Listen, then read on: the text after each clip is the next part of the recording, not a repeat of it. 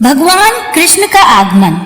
बहुत समय पहले संसार विभिन्न राजाओं की अनावश्यक रक्षा शक्ति के बोझ से दबा हुआ था, जो वास्तव में राक्षस थे, लेकिन स्वयं को शाही आदेश के रूप में प्रस्तुत कर रहे थे। उस समय पूरा संसार व्याकुल हो गया और इस पृथ्वी की प्रमुख देवी, जिसे भूमि कहा जाता है, भगवान ब्रह्मा के पास गई। भूमि ने एक गाय का रूप धारण किया और आंखों में आंसू लिए भगवान ब्रह्मा के सामने उपस्थित हुई।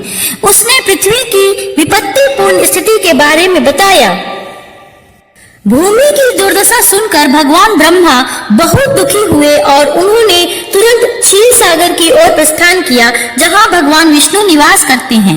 भगवान ब्रह्मा के साथ भगवान शिव सहित सभी देवता भी क्षीर सागर के तट पर पहुंचे। वहां उन्होंने भगवान विष्णु को शांत करने के लिए पुरुष सूक्त नामक वैदिक मंत्र का जाप किया, लेकिन भगवान विष्णु से कोई उत्तर नहीं मिला। तब भगवान ब्रह्मा ध्यान में बैठ गए और उन्हें भगवान विष्णु से हृदय के माध्यम से संदेश मिला। भगवान विष्णु का संदेश यह था कि वे जल्द ही पृथ्वी पर प्रकट होंगे और राक्षसों का विनाश करेंगे। उन्होंने देवताओं को यदुवंश में जन्म लेने का आदेश दिया ताकि वे भगवान के कार्यों में सहायता कर सके। भगवान विष्णु के पूर्ण अंश अनंत, जो ब्रह्मांडीय ग्रहों का पालन करते हैं, भी भगवान कृष्ण के प्रकट होने से पहले पृथ्वी पर आएंगे। भगवान का बाहरी शक्ति माया भी उनके उद्देश्य को पूरा करने के लिए प्रकट होगी। उनके आदेशानुसार सभी देवी देवताओं ने यदुवंश में जन्म लिया। यदुवंश के नेता राजा सूरसेन मथुरा पर शासन कर रहे थे, जो यदुवंश की राजधानी बन गई थी। सूरसेन के पुत्र वासुदेव ने देवकी से विवाह किया। देवकी के पिता देवक ने विवाह में भरपूर दहेज दिया। विवाह के बाद वसुदेव और देवकी जब रथ पर घर की ओर लौट रहे थे, तो देवकी के भाई कंस ने रथ के घोड़ों की लगाम संभाली।